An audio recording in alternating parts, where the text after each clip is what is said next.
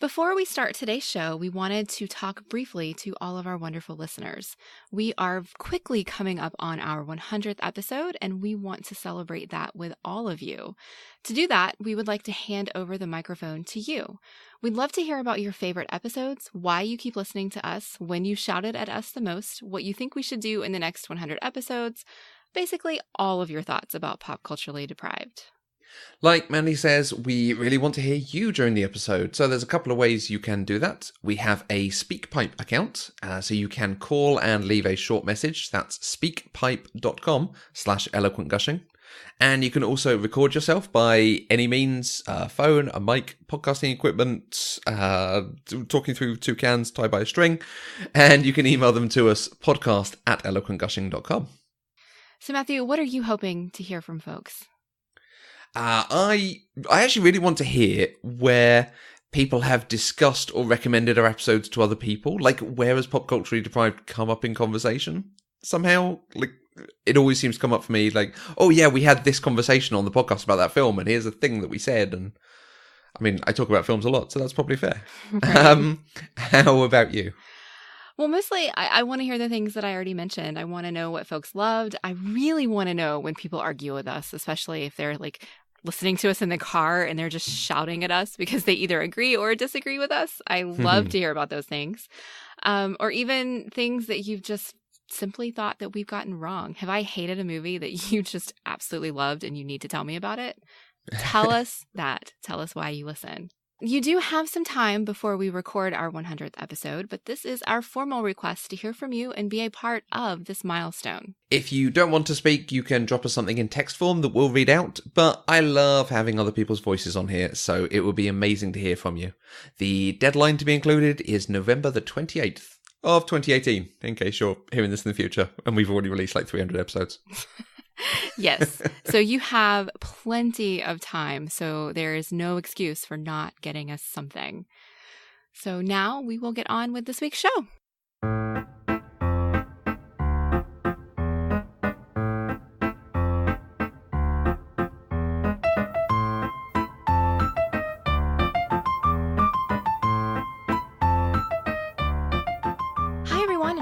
Show. This is episode number 87 of Pop Culturally Deprived, and today we're going to be talking about Bill and Ted's Bogus Journey on your Savory Crawler podcast.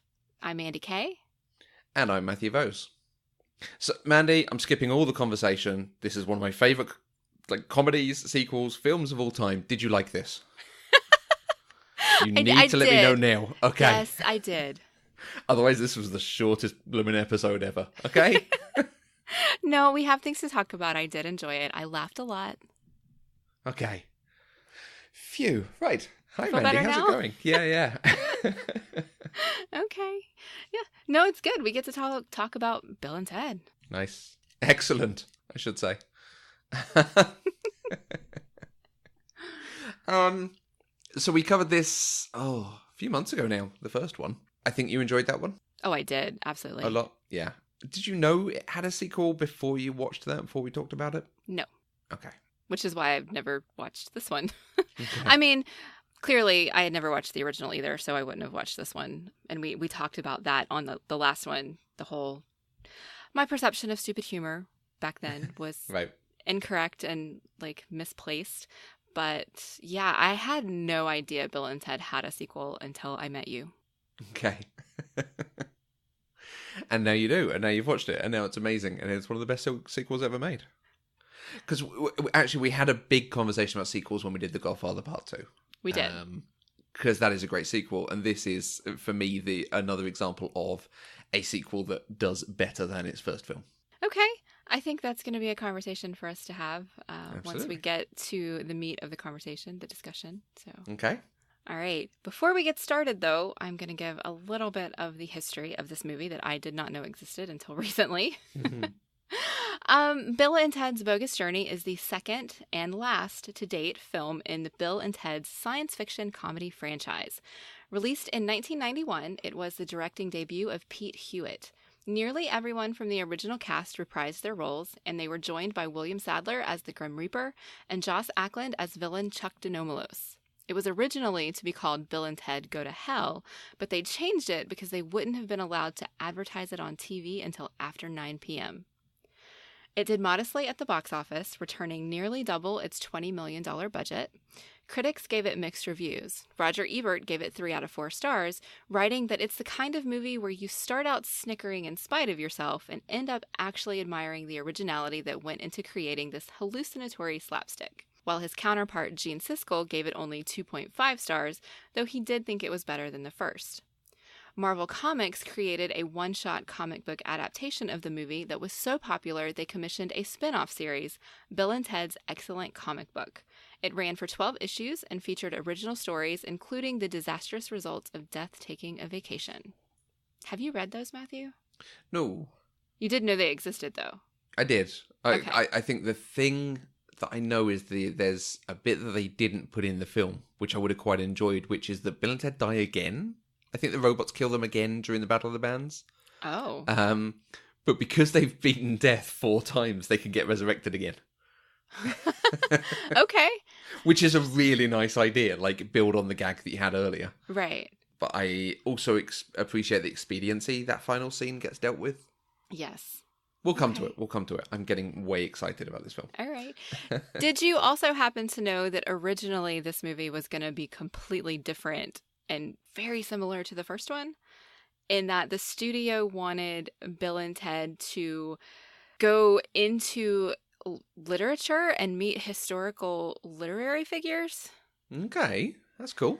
And the screenwriters tried to do it, but then they told Alex and Keanu what their idea was, which was this one. Right. And they vetoed the original one and said they wouldn't do any other version except for Bill and Ted's Bogus Journey in hell. Yeah.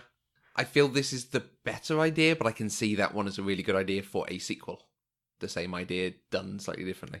Yeah. I'm glad they did it completely differently, though. Have you read the Jasper Fforde Thursday Next series? I have not. Okay, because that's some of the basis and idea of that is going into books and meeting literary figures. Oh, cool. It's very good. Okay. He does wordplay very well. There was one of the books that has a sentence that features something like 9 ands and 10 thes. Oh, wow. Because they're talking about getting rid of the and. And just this idea of having the words again and again. Right, but right. Okay. He spends a page setting this one gag up. It's great. That sounds right up your alley. It really is.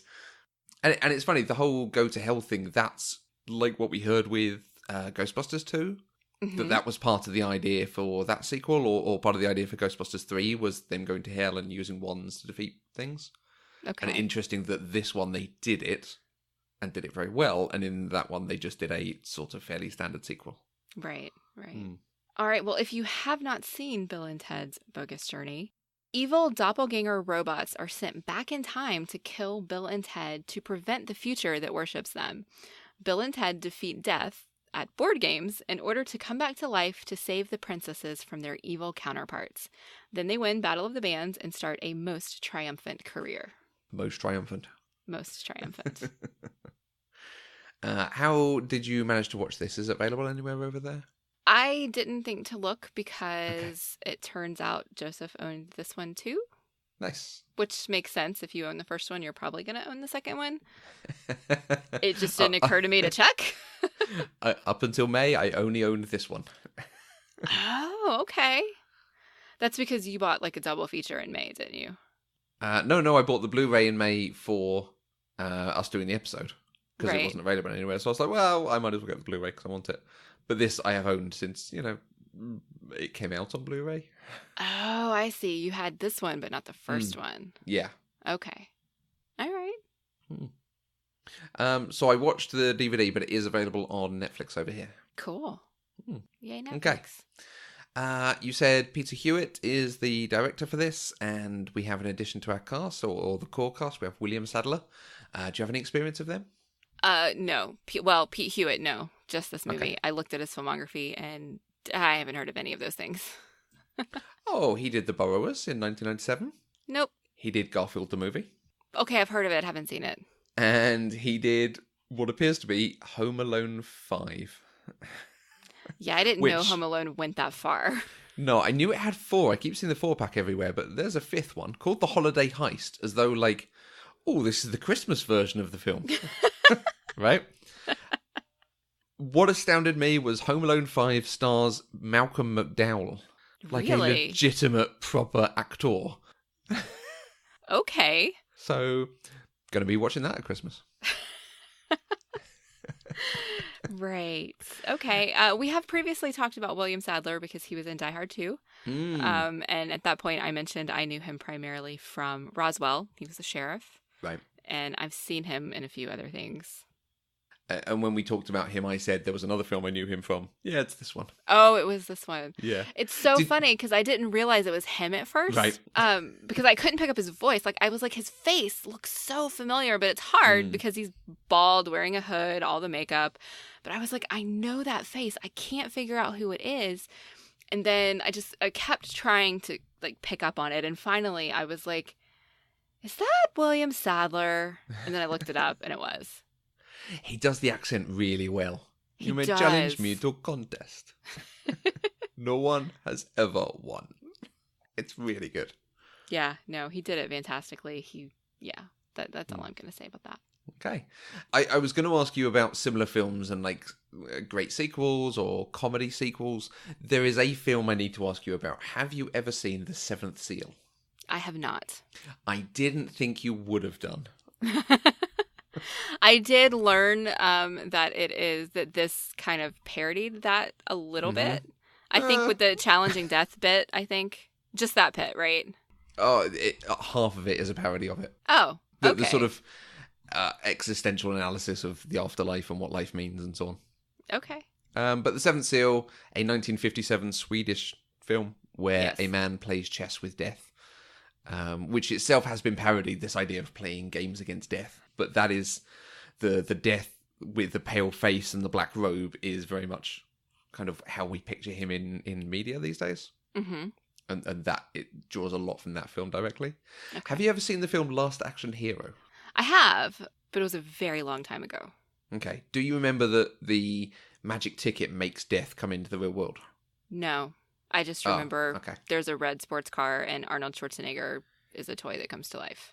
Or a Okay. movie character that comes movie to star. life? Yeah, movie yeah, star, movie yeah. character. Yeah, okay. So there's the magic ticket that makes things able to come out of films into the real world, and the magic ticket lands in front of the Seventh Seal, and death from the Seventh Seal comes into the real world. Oh, okay. Played by Ian McKellen, randomly. Oh, okay. But yeah, so that is the sort of one of the main references to that film outside of this. Okay. I don't think I actually have any interest in seeing the Seventh Seal itself. Yeah, it's a bit. I mean, it's very good. It's a really interesting, like I say, kind of discussion of life and its meaning and nihilistic viewpoints and so on. But it's a little heavy, and in Swedish. Yeah. Yeah. I'm good, Max von Sydow is the knight who plays chess with death. He's famous. if you say so. He is. Star Wars: The Force Awakens. The old guy who has the map to Luke Skywalker. That's Max von Sydow. Okay. He's the priest from The Exorcist, maybe. Okay, vaguely. Sure. Okay. Good. I'm going to ask it again because I like to hear it. Hey, Mandy, did you enjoy Bill and Ted's Bogus Journey? I did. Yeah, cool. Cool. I don't think I enjoyed it quite as much as you did, though. But I'm not No. sure anybody does. Yeah, I talked about Bill and Ted. I loved the style and the attitude and everything about that first film. And then this is, for me, so much better in a lot of ways and really does a lot of stuff right. So it's building on characters I already love. So it's cool. Okay, well, let's talk about that. Why do you think this is better than the original? And I know lots of other people do too, because when I searched for those lists, when we did talk about Godfather Part 2, this one kept coming up as a sequel that's better than the original. Yeah. And so I'm just curious what you think made it so much better. I think it's not just a sequel. I mean, it's not just, like you say, it could have been, okay, we do more time travel, or rather than going through time, let's have them going through literature or film or music history or something. But it actually goes, let's have them having an adventure, a journey, but let's do it through the afterlife so we can kind of do different stuff. It's not just an analogous one-to-one. Right. What happens in the first, we do it again and double down. It's got a lot of the same humor and the same jokes, but it's not reliant on that humor and those jokes to carry it through. Like, I had a thought. I was looking at the notes from when we did the first one, and I obviously loved the way that they do something as the most triumphant, most heinous, most whatever. And I was like, oh, they don't use that in this one. And they do. They were like, doing a search on the script, there are 15 times that they do the most something. Yes. But I didn't notice it at all, because there is now new stuff. There are new character interactions, there are new moments, there are new elements, there are new things going on that they didn't do the first time, they've now brought in to make it even better. Okay. So I think that helps it build. But then even on top of that, this is a solid film. If this was not a comedy, if this was a rugged drama, might not be the right thing, but a kind of, Jake Gyllenhaal, Hugh Jackman, someone of that ilk doing he's been killed. Oh, Ghost, in fact, does some of this stuff still with the comedy, but about trying to deal with things in the real world whilst they're being dead. Mm-hmm. This does it really well. I can follow each step, and it makes sense, and it's an interesting analysis of what does the afterlife mean and what could it be like. And then on top of that, it's paced really well. You start off really frenetic, like we're going to give you everything you need to know about the first film, and then about what we're setting up in this film, and then we're going to slow it down and introduce our characters again, and then we're going to pick it up when lots of stuff starts happening. Then we're going to have some really funny bits. Then we're going to have an action sequence at the end. I think it all works. Every single thing I can look at works really well. And it's got a cool kind of rock metal soundtrack. What more do you want? All right. I am sitting here just grinning like a crazy person listening to you talk about this. Does it work? Is it better than the first one for you? I don't think it's better. I think it is as good in a different way. Okay. Because they're just they're telling two different stories in two different ways. And so it's hard for me to say that one is better than the other, because I enjoyed both of them very much. Kind of for different reasons, I think. Mm-hmm. Okay. This one, honestly, so I was sitting here watching it thinking, I don't understand why people say this is better. This is not better. Like, it's fun, but it's still a lot of the same. They're just silly boys, blah, blah, blah, blah. And then we got to death. And we got to all of that stuff. And I started realizing kind of what they were doing. And by the end of it, I think my only reaction was, oh my God, this was utterly ridiculous, but it was amazing. So yeah, it's good. It's a lot of fun. I laughed. I literally clapped my hands at times. It's just hard for me to say better because it's different. Right. Plus, I don't want to hurt your feelings. Damn right. Yeah. No, it was good. It was. I liked it. Yeah, it is that point when death is introduced, the great shot of him on the cliff looking down at them, which I'm never sure, because of how dark he is, I'm never sure whether that's a shadow of death on a cliff or he's on top of a cliff and it's half in shadow. It's such a good shot. And then he appears behind them. Right. They set him up very seriously and very ominously. Oh, yeah. So that you take him seriously, but then when you get into the board game sequence and suddenly they're humanizing him, in inverted commas, and he's getting annoyed, and he's like, you have him playing battleships, which is funny in and of itself. Yes. And then he loses and he demands the best 2 out of 3. And then it's Clue, so he has to do, I think it was Professor Plum in that accent. Mm-hmm. And just slowly, step by step, they actually make him a more engaging character. Oh, yeah. I think he was hands down my favorite part. Even because you didn't expect him to continue to be a character. You expect, okay, he's death. It's a serious thing. He says that he can give them back to life if they challenge him and they win. And so you're still, this is still being set up to be this like super serious thing. And then the next thing you see is Battleship. And you're just like, wait, what? And then it's Clue. And then it's Twister. And it just keeps devolving. And you're just like, what is happening right now? And then he goes with them. Like, he takes them to heaven. And then he goes back to Earth with them. And he just stays with them. And I just could not wait to see what he was going to do or say next. Yeah, I love that works for you. The going from it being a contest, but they're actually playing battleships. I love that that works just as a gag without needing to know the reference. Mm-hmm. I mean, that's where you know it's done well. Because if you know it, if you're going into this going, oh, yes, you play chess with death, because that's what's done, because that's the gag, because of the seventh seal. So it whilst it is an extra thing, the gag still works even without that bit of knowledge. Yeah, I had no idea it was referencing something that would have been a board game. Right. I was expecting it to be like a challenge of wits or, I don't know, a puzzle of some sort, a maze, a riddle. You know, I wasn't expecting a tangible game because I didn't know the reference. And so it was just absolutely delightful to all of a sudden be like, oh my God, they're playing Battleship. Yeah. With death. And to culminate in Twister. Like, that's just so... Because you could just keep doing board games. Yes. It could have been Trivial Pursuit, because that would have been funny, asking general knowledge questions of death. But to go to Twister... Twister was great, because then you get the physical comedy aspect, too. Yeah. And it just builds and builds. Although I did wonder how they could tell what the different colors were, because everything was gray. And that I want to talk about the effects in general, but the black and white effect, I say in inverted commas, I mean, they have obviously put a lot of white makeup on Keanu Reeves and Alex Winter, but they've got their exact clothes in very, very light versions of them. Yes. So they absolutely look faded. It's such... the attention to detail to do that so well is just amazing. Mm-hmm. Mm.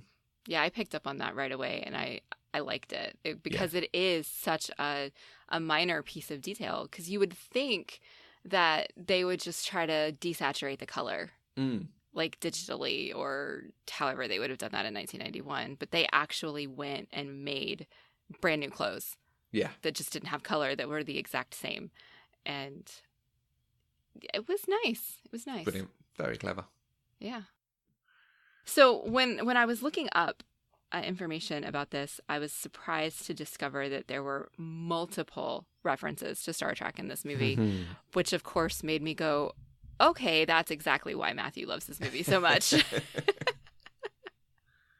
So I'm assuming that you are fully aware of these, specifically the rock cliffs where the boys were killed and where death comes back with them is the rocks where Captain Kirk climbs up them. I kept finding references to one specific episode in the original series called Arena. Yep. But I feel like that landscape was in every episode that had an alien planet, but I could be wrong. So did you notice them watching Star Trek earlier in the film? Yes. Yes, and I did. That's the thing. It is that shot of the cliffs. Oh, you're right. Yeah, I didn't put that together because that came first. It's really clever that, again, they've just got this minor setup. They could be watching anything on TV and it wouldn't matter. Right. In fact, you don't even have to show the TV, but they've just set up a gag there of, well, if we've got to use some cliffs, let's use the ones from Star Trek. Like, hey, why not? Yeah. I wonder if they filmed them there and then found out they were used in Star Trek. So they're like, oh, we could do something with that. No, because they actually, I read that they spent a lot of time watching Star Trek. Okay. So they knew exactly where to put the camera. Right. To get the shot the way they wanted it. So they did it intentionally. Okay. The other one that I noticed was, well, not that I noticed, I read about it because I don't pick up on this stuff. The building that they used to represent Bill and Ted University in the future is actually, it's a water reclamation plant in California, but it was used to portray Starfleet Academy, both in TNG and Voyager. Okay. It has that look, doesn't it? It does. All that white, clean lines, like modern. Definitely futuristic. So I knew once I read those that there were reasons why you loved this movie and why it speaks to your heart. Yeah. Again, it's a simple gag to set up with the arena and the cliffs piece. But why not? Why not have a fun reference in there? Right. And again, it's an example for me of the way this film introduces new jokes. I don't feel we got too many references or movie things in the first one. And it's a really easy thing for comedies to do, to sort of spoof pop culture. But in this, you've got a large chunk of it doing the Seventh Seal, and a character basically based on the Seventh Seal. You've got the Star Trek moment, you've got references to The Exorcist, and then taking people over. There's a film called A Matter of Life and Death, which I have a feeling you've probably not seen. No. Okay, I think you'd love it. It's an old film, but it is a wonderful film. And that is also called Stairway to Heaven because it has this stairway going up to heaven. And it's the stairway that they use in this. And just reading the trivia about this, they even have statues of two of the main characters on either side of the stairway. Okay.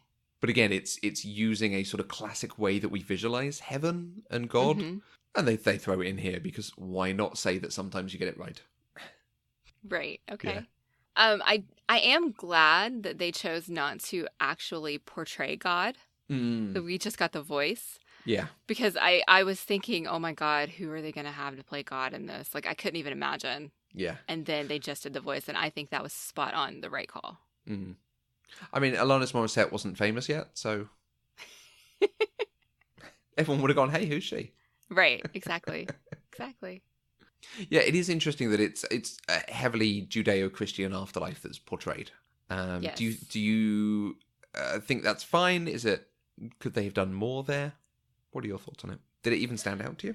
Honestly, it didn't really stand out because that's generally the direction that Hollywood goes whenever they do portray death in the afterlife. Mm-hmm. Is you're gonna get the red, fiery pit of hell with the demony looking Satan. Mm-hmm. You're going to get the pearly gates in heaven. You know, they did a few things differently. Like, apparently, if you wear white or lavender, you automatically get into heaven. I mean, okay. But it largely seemed normal. Normal's not the right word, but commonplace, just because that's what everybody does. Yeah. And so it didn't stand out as being unique or different at all. Yeah, that's fair. And yeah, the demon, we don't really get to see too much. Because again, Dave Grohl was still in Nirvana. He wasn't that famous at this time.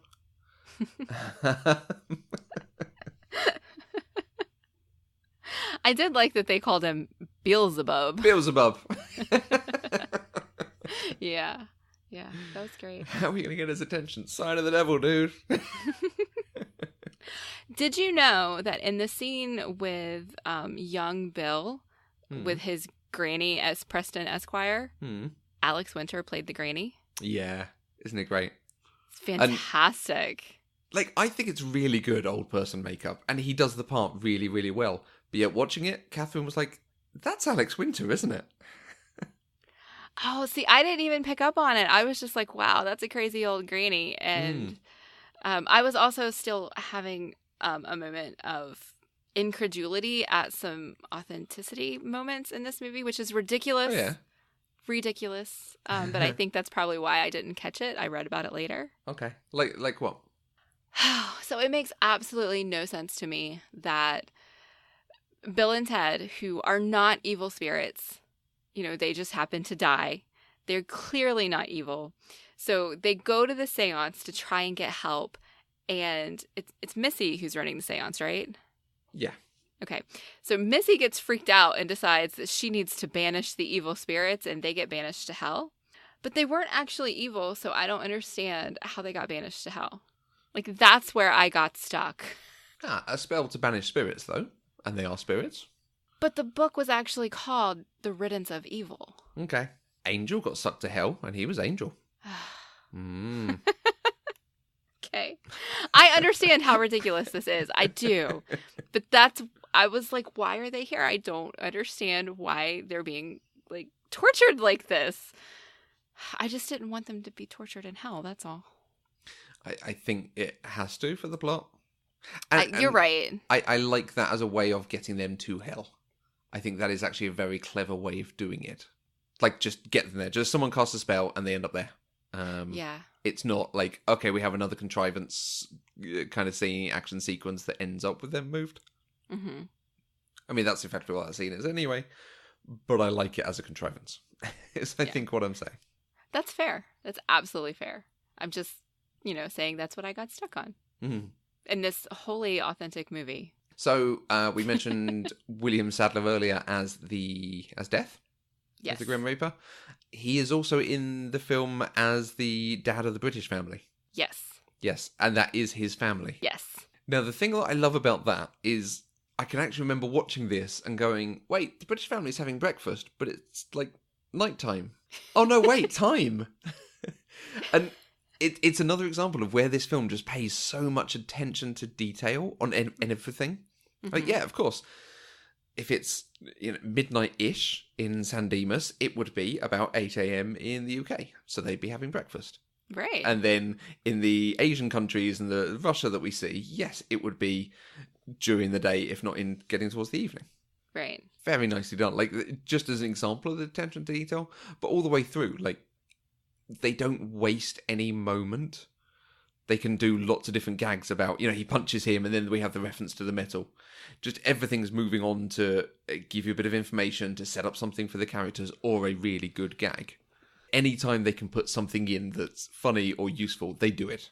And yet the film still holds together. Mm-hmm. Whereas there are other films that are as funny as this, that I think the core plot, the narrative of it, doesn't hold together as well because there's just so many gags. Monty Python and the Holy Grail, for example. Yes. Is incredibly funny to some people. But because you are just like, okay, so we've got to set up a scene where they get a shrubbery because we want to do this shrubbery joke. Right, how do we move on from there? They've still worked within the constraints of the plot, but to do some very, very funny stuff all the way through in every scene. And the one that comes to mind is just when they're trashing the apartment and you just have Bill going, whoa, upside down cake, and smashes a cake upside down. There's utterly no need for that gag, but it's great because it's such a stupid bad pun. Is there anything about this movie that you just don't like at all or that you wish had been done differently? Well, we could take out some of the 90s humour. Looking down a top, saying fags. The usual stuff that we have problems with in older films. Right. By and large, no. There's stuff that has clearly been cut that I would like to see. Like, there's a whole thing when the robots go to kidnap the princesses, that the robots take off their skins and are different robots underneath. And where I think there's a bit in that scene where you can see the skins on the ground, but we don't actually get the scene where they do that, so we don't know what that scene is. Oh, okay. Yeah. So there's bits like that. It's like, oh, that's strange. Something odd has gone on there. But by and large, it's really good. Even the inclusion of Station. Like, it's a really weird inclusion. And Yes. I feel like if you're going to have these two aliens as really smart, you should have more aliens in there. But I also get they did not have the biggest plot. Right. Yeah, I can accept that. Yeah, Station was the weirdest part of this movie for me. It was also weird that they seemed to be the only aliens in heaven. Yeah, agreed. But okay, we got good robots out of it, so Yeah. okay. It's another way of doing different jokes. Whereas if it had just been Einstein or other genius figures, they would have been the same sort of jokes as the first film, and as we're already doing. Yeah, that is true. I didn't think of that. You're right. But the robots, I was just thinking on the way Bill and Ted trash the thing. One of the things I love about the robots is definitely the evil robots, and to some extent the good robots are very clearly differentiated in a little bit in their look, but very much in their mannerisms, and it really comes across as the kind of the angel and devil on the shoulder version. The evil robots are sarcastic, they're rude, they give each other looks of like, how stupid are these guys? They are the bad versions of Bill and Ted. But because they still have their personalities, it really is, they are just Bill and Ted on a bad day. And the good robots have an element of, they just want to help and come in and do cool things and dance nicely. To a lesser extent, because they get a lot less screen time. Right. But I quite like that. That the evil versions of them, the evil robots, are just almost the sci-fi trope of splitting someone into their good and bad constituent parts. Right. Hearing you describe it like that, I think answers one of the questions I had. I got really frustrated about why the princesses couldn't tell right away that something was wrong. Right.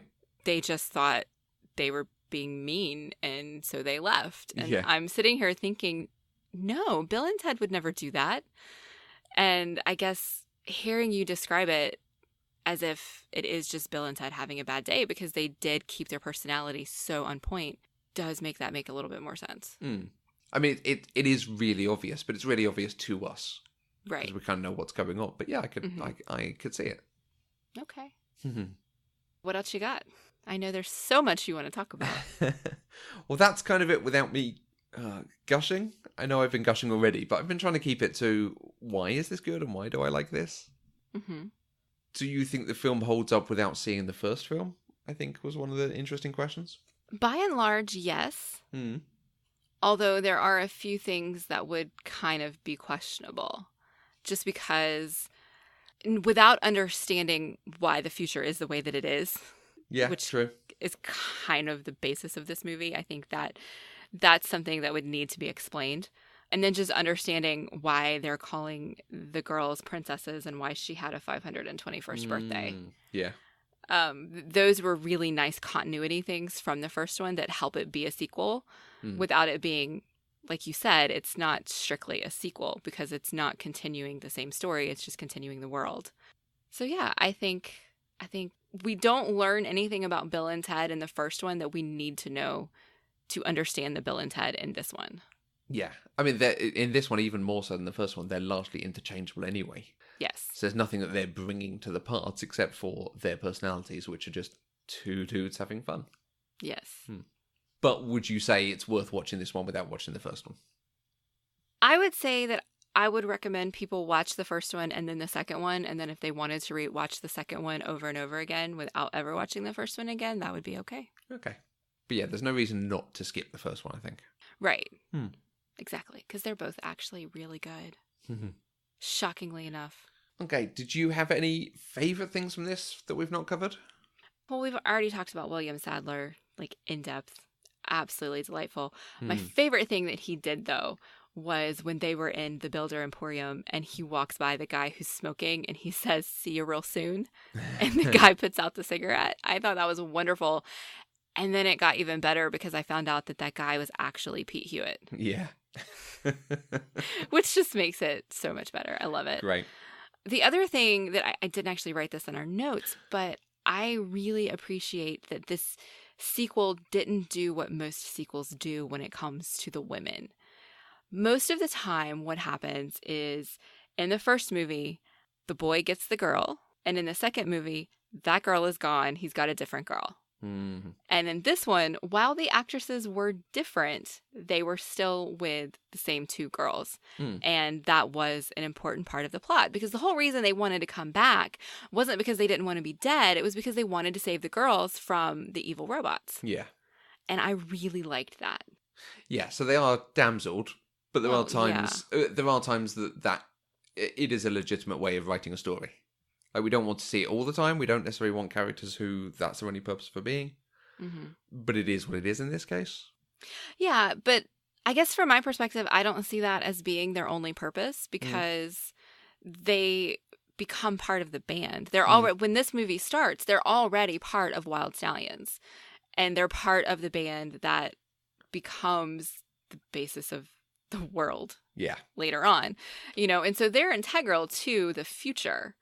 It's just in this particular movie, they were in danger, and that drove some of the motivation. True. But I would rather have them be included than have them not be included, if that makes sense. Absolutely. And you actually made me think of a point on it. So, like time travel films, we tend to have quite in-depth conversations about time travel as depicted. Yes. And there is a hint in this film that they are about to break their own rules. They're about to do what Terminator 2 did to Terminator 1. And then it kind of doesn't. Did you have any thoughts, any reactions to the use of time travel here? Not so much, just because the time travel wasn't the focus of this one, like it was the first one. And if I thought about it too hard, it was going to hurt my brain. Because let me just ask you this question. The way this ended, Bill and Ted get in the phone booth. And they leave, and then immediately they come back, and they've lived out 16 months, and they've learned how to do this, and they've had kids, and blah, blah, blah. So where did they actually go when they got in the phone booth? Like, where did present-day Bill and Ted go when they got in the phone booth? See, things like that hurt my brain. Okay. And I mean, I'm not expecting you to have an answer. It's just, yeah. That's the one bit that potentially disrupts the rules we established in the first one. Because this is one of the things we talked about with the first one, that time is immutable, you can't change it, what happens happens. So they had to go back to the same time, the time in San Dimas that has passed since they first got in the phone booth. Whereas in this, they do come back to the same instant they left. Right. But that doesn't also mean that they don't, at the end of Battle of the Bands, go forward 16 months. True. So I guess they could have gotten in the phone booth and gone back in time to set up all of the stuff that they needed to set up with the key and the sandbag and all of that stuff. And then, I don't know. I guess since 2 sets of them would be at the same time, then one set of them is the one that went to the future. I don't know. It hurts my head. Yeah. I don't know. But it was nice, for them to actually go learn how to play music and come back and win and actually start on the path that takes them to where we saw in their first one. Yeah. That was nice. Okay, so it's the Nomenos himself that potentially disrupts the time travel mechanics that we've set up. And Rufus makes the comment, or he says, time will tell. Time has told. Because he says he's going to go back at the second major conjunction crisis point in their history, when their message goes out to millions of people and they become successful and cause world peace. Surely he would see a record of, so I went back and caused their message to go out to millions of people and they defeated me. I mean, is this just that Rufus suppressed it so that Denominus would always do that thing? I don't know. I think that's a really good question.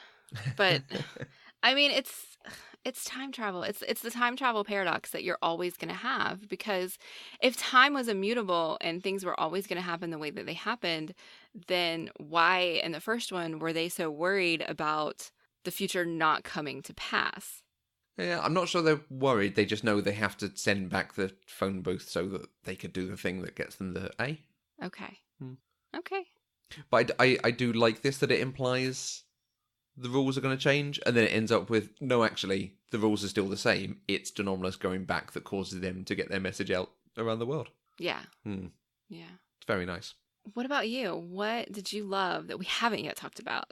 I mentioned the practical effects briefly, especially the black and white, which I do love when they wake up and they're black and white. It's really nice. But all the practical effects all the way through, things like him taking off his head, dunking his head, and then you seeing his head moving in the bin. There's a shot where Evil Bill opens his, when they're, just before they kill them, he opens up his stomach to show the robot underneath. And it is a single pan from Alex Winter's head. He lifts up his shirt, it pans down and sees him opening up.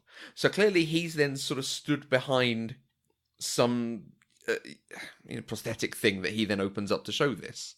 But there's no sign of it. There's no, like, okay, I can see that it's his head sticking through a dummy or something. Right. And just all the way through, we get the great effects with Station, who is actually there, who is actually being played and actually doing this stuff. The robots, who presumably are people inside the robots. The good Bill and Ted. Right. And then even, like, the set they build for Hell. Like, I love the thing with the rocks floating. I love the gag of we got totally lied to by our album covers. Yes. That is a great gag. Yes. But then they get pulled forward, and then they climb on top of this crushing thing that is, again, a practical effect, got built somehow. And they're on this single set, which is all this metal work, and they're standing in front of Satan, and you don't see it for the rest of the film at all. But someone clearly built that set. And again, the attention to detail and the quality that you're seeing on screen for a film that has quite a low budget for what you're seeing. I think where they saved the money, they saved it on some of the CG type effects, because they are not quite so good. Right. But you can see every cent they spent making something real and tangible in the world. I love it. Yeah, the practical effects were pretty spectacular. There were a few places where you could see it, I think, in ways that weren't so great. I'm thinking particularly of Bill and Ted's heads. Right when they get detached from the body, it's very clear that it's a mannequin head. Right, yeah. Then the effect of, Bill's head in the trash can talking was amazing. And so they did some things really, really, really well and some things kind of less well. I think you're right. The CGI effects were probably the worst, particularly when they were possessing the people at the police station. Yeah. Those were not great. Yeah. And the seance was not great. No, when the girls walk through them as well. Yeah. Yeah. But the practical effects, absolutely. Practical effects always kind of leave me in awe because I can't fathom having the talent and the skill to create these things that look like that. Yeah. And so for somebody to be able to sit down and say, this is how I want it to look in the movie, and here's what I have to build to make it happen, Yeah. is amazing to me. Yeah, the design of the future. So, what is it, 600, 700 years in the future? And they're in this neon, neoprene, some stuff is white, things are glowing. It gets a really good vision of the future that, yes, everything looks and feels so different. Mm-hmm. Except for the weird round TV thing. That's a bit weird. Well, their boots were also weird. Yeah, but 700 years in the future. Great. It's true. It's true. I actually kind of thought they looked a little bit like characters from Super Mario. Okay. I don't know why I had that thought, but that was the thought that I had. I think it was the hats. Right, yeah. And yeah, I don't know. Huh. It was interesting. The final thing to mention, just to set this up appropriately, this is probably my favourite comedy thing in all of comedy. It's okay. The thing I think I have found funniest in all of my life. Ever. Okay, this is big. The Hole. When they are banished to hell in the seance and they're falling. Mm-hmm. And they're falling. And it's a long lens wide shot. And they just start at the top of the screen. And they're so small. And they're just falling and falling through the screen going... And then they take a second and they're still falling. And then they scream again. Mm-hmm. And then they start talking. Like, dude, this is a totally deep hole. Do you want to play 20 questions? Okay. And that is a sequence I have done with many friends over my life. Because even that, like, the playing 20 questions is funny and silly, and it's a great way to do, like, a concept of someone falling really far.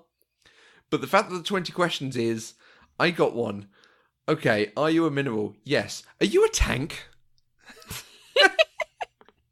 Yeah! I mean, that's just Bill and Ted for you. Yeah, it's wonderful. It's great writing. It's just the funniest thing. It's because it's several shots in sequence. They sort of move, but just the long shot of them screaming, taking a second, screaming again, and then going, this is a totally deep hole. It's wonderful. It is. It never fails to make me laugh. That makes me happy for you. Did you enjoy it when they? Oh no, absolutely. I was cracking up, especially because it was always Bill who started screaming first every single time. And he would do this thing with his face where he would like flip his head back and then start screaming. Yeah. Like every time. And it cracked me up. Great. I could just watch that over and over again. It's so good. The movie or the whole sequence? Well, the movie as a whole, but that sequence is... It's genius. It's just so clever. And I don't know if it's just one of those things that you think of, like, hey, what if you were falling forever? Would you just keep screaming? Well, no, because... And then even the finale of that, they hit, and they're like, whoa, can we do that again? Because now you know there's no pain at the end. Right. That was quite good fun. Yeah. Okay. Yeah. While you were talking, I did remember one other thing that I wanted to point out that I really, really liked. Go on. And it is the scene where Ted possesses his dad. Mm-hmm. The actor who plays his dad channeled Keanu Reeves playing Ted so well. Yeah. It was bonkers. Whoa. Okay. Dudes. I mean, fellow policemen. My son, Ted Theodore Logan, and his friend, Bill S. Preston Esquire, have been murdered and replaced by evil robots from the future. And again, the attention to detail that when he does the guitar noise, it's a nice sort of picking acoustic guitar. Oh, I don't even think I noticed that. Yeah. It's got a real kind of middle-of-the-road, easy listening thing going on with it. Okay. Now, I was just listening to how he was talking and like the way he was moving. And I was thinking, wow, like he is doing a fantastic job. Yeah. The shoulders back, the sideways lean thing. Mm-hmm. Yep. Dude. Yeah, it was great. Okay. Is there anything else that we need to discuss about Bill and Ted's Bogus Journey? So after we talked about the first one, we recorded it, I think, in April, and it came out in May. And then in May, it was officially announced that the third film is actually going to happen. It's not just a rumor anymore. Have you seen anything about this? I've seen the articles that they're making it, apparently. I know you like to avoid spoilers at all costs, so I will just tell you that it is called Bill and Ted Face the Music. Mm. I won't tell you what it's supposed to be about, since you don't like those things. I think I saw a line that they're in their 40s and the world has not come to what they thought it was going to come to. Yes, that is part of it. Yeah. That is part of it. It could be good, but if I'm really, really honest, I will believe this film is coming out when I'm sat in the cinema watching it. Well, they have actually attached a director to it at this point. Oh, good. So the script is done. There's a director. They're saying it's going to come out, but they haven't set a release date yet. So yeah, I know, yeah. but it's closer than before. Yeah, it's been in development for so long. Yeah. That I'm just at this point. Come on, guys. Okay. Pair them up, but do something different. All right. Well, I am going to call it now. In 2020, this movie is going to come out, and we are going to do a special episode about Bill and Ted Face the Music. Okay. Calling it now. Okay. All right. Well, if you would like to join the conversation, you can use the hashtag PCDeprived on Twitter. You can find us on Twitter, Facebook, and Instagram at Eloquent Gushing. And I am on Twitter at Mandy K. And I am on Twitter at Matthew Vose. I'm sorry. Do you want me to do that again? And we are on Patreon because we are 100% funded by listeners like you through our Patreon page. Anything you can give gives access to exclusive content, develop new shows, patreon.com/eloquentgushing, and the website, the newsletter, eloquentgushing.com. We have a website. It's eloquentgushing.com. Well, we will be back next week with another episode of Pop Culturally Deprived, where we'll talk about Mystery Men with Jan from the Way Too Seriously podcast. Until next time, I'm Mandy K. And if I die, you can have my Megadeth collection.